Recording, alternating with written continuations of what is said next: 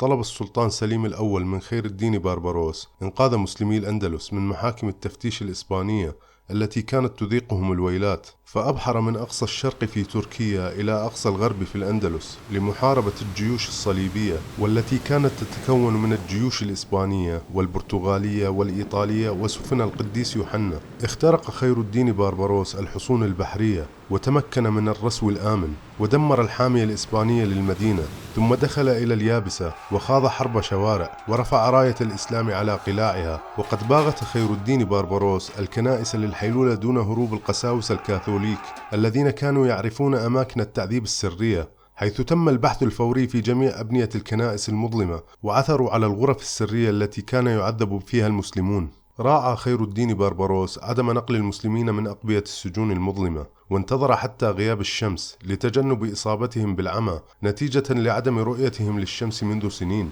كما تم نقل الأسرى إلى السفن الإسلامية متجنبين تعرض جلودهم الهزيلة للتمزق أثناء الحمل. كما تنبه إلى ألا تستمر العملية منذ الرسو حتى الإقلاع أكثر من 6 ساعات قبل وصول أي مدد للعدو من المدن المجاورة، وأبحر تحت جناح الظلام، وتمكن من شل حركة العدو البحرية في طريق عودته للجزائر، على عكس ما ظن العدو أن عودته لتركيا التي أتى منها، فأراد بذلك خداع العدو وإنقاذ الأسرى لعلاجهم في أسرع وقت. وتم نقل 70,000 مسلم أندلسي في أسطول مكون من 36 سفينة، وذلك في 7 رحلات في عام 1529 ميلاديا، وتوطنوا في الجزائر. ومن أهم الإنجازات التي حققها خير الدين بارباروس هي قيادة الإمبراطورية العثمانية للنجاح في معركة بريفيزا، حيث هزم فيها أسطول شارل الخامس، وتمكن أيضا من جعل الجزائر جزءا من الدولة العثمانية في عام 1529 ميلاديا،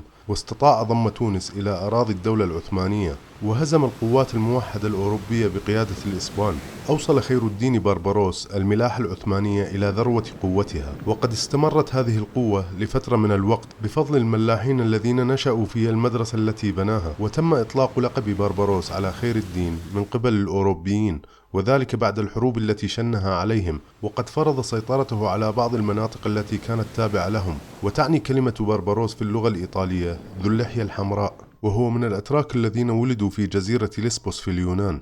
وقد كان خير الدين بارباروس يتمتع بشخصية ذكية ولبقة، بالإضافة إلى أنه كان شجاعا وحكيما وذو إرادة قوية، كما أنه كان جريئا ويتعامل بلطف مع من حوله، مما جعله محبوبا من الأشخاص المحيطين به، وكان مرحا ومتواضعا أيضا. وقد أتقن خير الدين بارباروس العديد من اللغات. أصيب خير الدين بارباروس بمرض وتوفي بعدها بفترة قصيرة عام 1546 ميلاديا، وقد دفن خير الدين في إسطنبول بجانب المدرسة التي قام ببنائها أثناء حياته، والتي أشرف على بنائها المهندس المعماري المشهور سنان خلال القرن السادس عشر. ومن أشرق الصفحات التاريخية التي شهدها العالم على الإطلاق هي التاريخ الإسلامي، هذه الحضارة التي كانت تشع النور وتبعث الحياة في القرون الوسطى، فلا حاضر لأمة تجهل ماضيها.